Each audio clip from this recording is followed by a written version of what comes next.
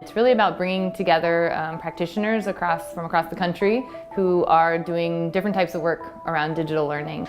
To collect the best practices that we do at our organizations and share them out with the field.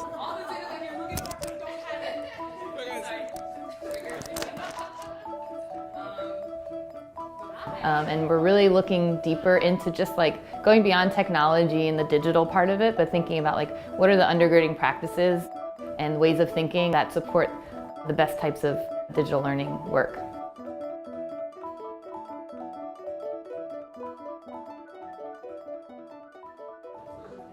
There hasn't been a lot of work looking at the on-the-ground practices that really effective community-based organizations use to leverage the power of digital media. I think over the last 10 years, we've learned a lot about how young people learn really richly with technology. I think the next step for us is trying to figure out how do we help organizations implement technology in ways that give that access to more young people.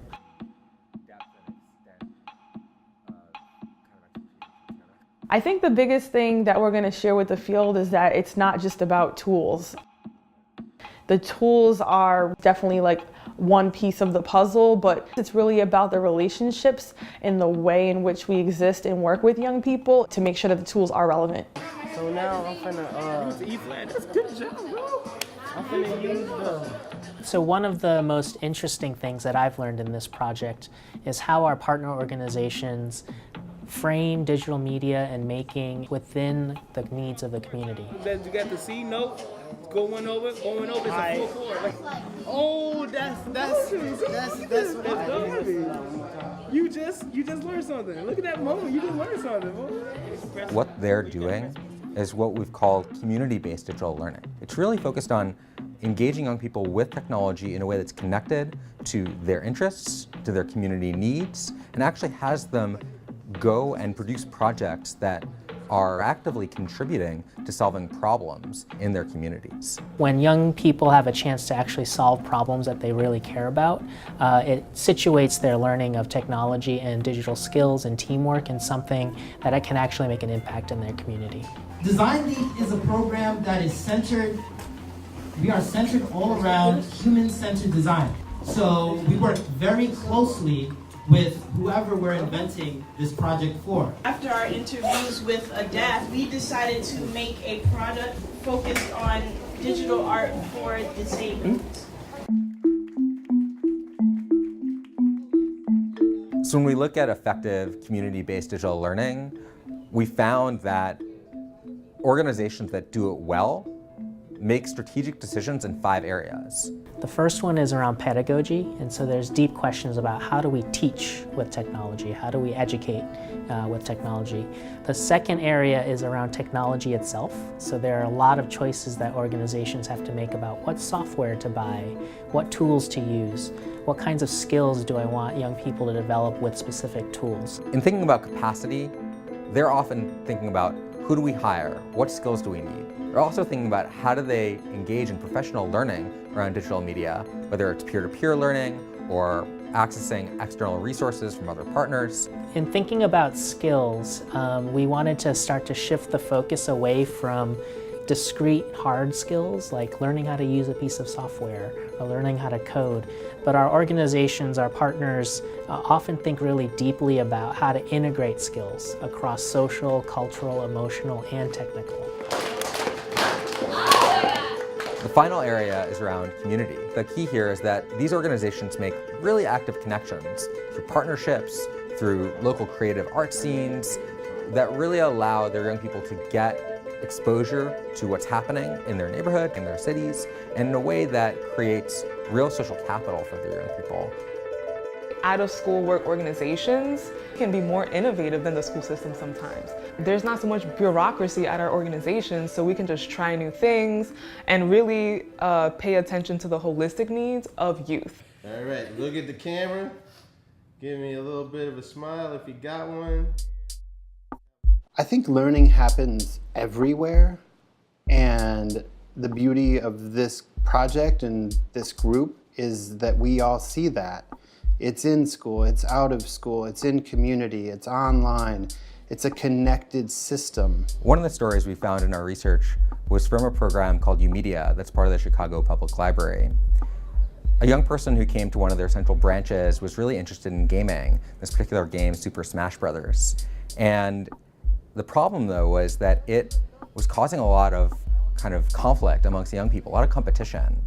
And the librarian there helped this young person to create a tournament. And as it went on, this young person eventually went on to organize 300 young people to engage collectively in a huge tournament. And I think what we saw there was a way to look at youth interest and think about young people as leaders and turn that into a huge learning opportunity that a youth themselves could lead. I think it's really interesting to see examples of work-based learning and where they can use their making skills, their engineering skills, or their digital media skills to actually create products for clients. At DreamYard, we see a really powerful culture of peer-to-peer learning, where instead of thinking about professional development as something that you bring in an outsider to give a one-day workshop, they have their staff regularly leading professional learning opportunities for one another, engaging in reading groups, giving feedback on each other's curriculum. It's been really great to see our partner organizations show us really ambitious projects. So these are huge projects that take multiple layers of technical skill, multiple collaborations with lots of different peers and adults. And these kinds of ambitious projects allows young people to find pieces that really interest them. It gives them entryways into different skills. And structuring those kinds of ambitious projects is not a trivial task. At the Knowledge House in the South Bronx, they have really interesting routines around looking at data. Every week, the staff gets together and they'll look at what is student attendance looking like this week in this program, this week in that program. And what it does is it starts with numbers, but it gets to kind of the human story of what's going on in young people's lives. They'll look and see what's going on with this young person. Why haven't they been attending? Okay, how do we support this young person who seems to be having a lot of trouble at home? What kind of social services can we connect them to? I think what we saw that was very innovative was that they really rooted these programs in place and in community. One of the biggest takeaways from this process is being able to find tools and language to describe the magic that we're creating, and also just access language and tools that academics might be using to describe what we're doing. We wanted to focus the website on practical knowledge and best practices. And so what you'll see is kind of a translation of what we've been seeing in our research project, but through the lens of how to do things, how to make decisions about pedagogy, how to choose technology, to give educators and after-school programs across the country concrete ideas to work from. I think whether you're an administrator or a frontline educator, I think you'll find things that will help you deepen your digital learning practice. So you might already be doing some digital learning work, but you need a little more framing, or someone wants to know if it's based in evidence or research. You'll definitely be able to find that.